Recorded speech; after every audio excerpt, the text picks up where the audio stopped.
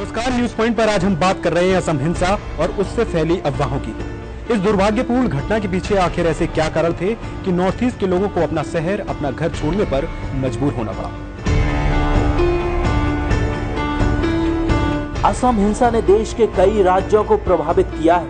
असम के निचले क्षेत्रों में हुई जाति हिंसा में करीब 76 लोगों की मौत हुई, जबकि हजारों लोगों को घर से बेघर होना पड़ा।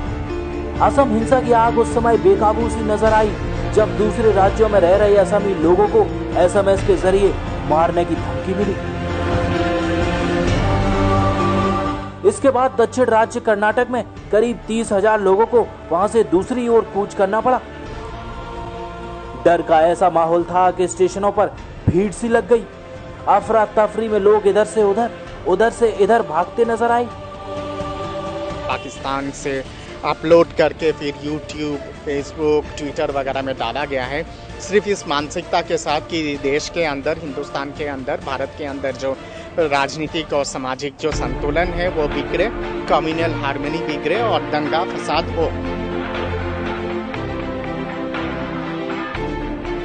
असम राज्य में दर्दनाक हिंसा और उसके बाद नॉर्थ ईस्ट के लोगों को धमकी भरे SMS, ये दोनों ही घटनाएं ऐसी थी जिसने देश के राजनेताओं के साथ साथ आम आदमी को भी ये सोचने पर मजबूर कर दिया कि आखिर ये सब हो क्या रहा है। खबर आने लगी कि north east peoples Tamil Nadu, Andhra Pradesh, Maharashtra से भागने लगे हैं। इसके बाद मामला गंभीर हो गया। मामले की गंभीरता को देखते हुए सरकार के भी होश उड़ गए।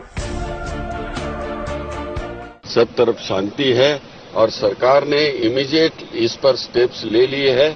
यदि कोई इस तरह की अफवाह फैलाया जाएगा और उसमें हम इंक्वायरी कर रहे हैं। किसी को समझ नहीं आ रहा था कि आखिर ये पूरा मामला है क्या। सड़क से लेकर संसद तक इस मामले की निंदा ही निंदा हो रही थी। पूर्वोत्तर के छात्रों पर हिंसक हमलों की और पूर्वोत्तर के लोगों के पलायन की खबरें आने लगी। आसाम हिंसा मामले की गूंज संसद में भी गूंजी।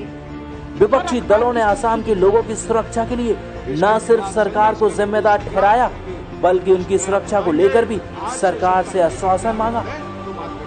पीएम ने खुद इस मसले पर सफाई पेश की।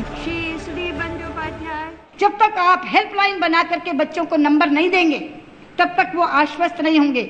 उनके हॉस्टल्स जहां वो रहते हैं, मॉल्स, खास तौर पर मॉल्स में इस तरह की धमकियां दी जाती हैं, उन मॉल्स के पास उस जगह पर पुलिस बल खड़े करो। Friends and our children and our citizens from the northeast feel secure in any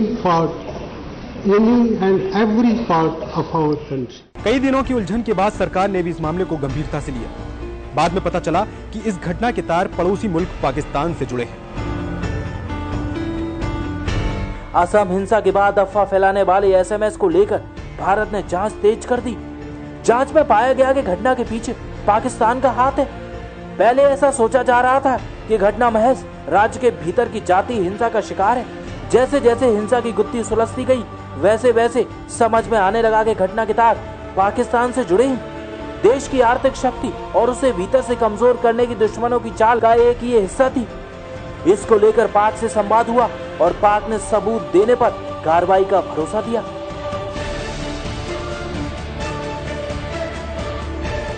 अगर इंडिया के पास कोई भी इंफॉर्मेशन है जिसमें उनको ये पता लगे कि ये ऐसे मैसेजेस जो हैं कि असम की जो mass migration to the camps है, तो डेफिनेटली हम उसको इन्वेस्टिगेट भी करेंगे और इंशाल्लाह उनको पूरी इंफॉर्मेशन देंगे।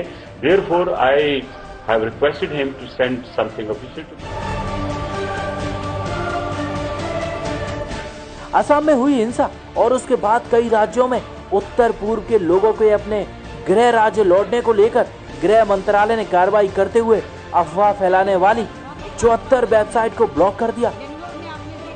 हम अपने कानून के अंतर्गत क्या कर सकते हैं और कानून को आगे कैसे बढ़ा सकते हैं, ताकि आने वाले दिनों में इन वेबसाइट्स का सहयोग लेके हमें ये मालूम होना चाहिए कि किसने इसका दुरुपयोग किया है। असम में फिलहाल छिटपुट हिंसाएं जारी हैं, लेकिन कर्नाटक और महाराष्ट्र की स्थिति अब सामान्य है। न्यूज पॉइंट की आपसे अपील है कि किसी भी अफवाह पर ध्यान देने से पहले उसकी तह तक जाएं और उसके बाद कोई फैसला लें।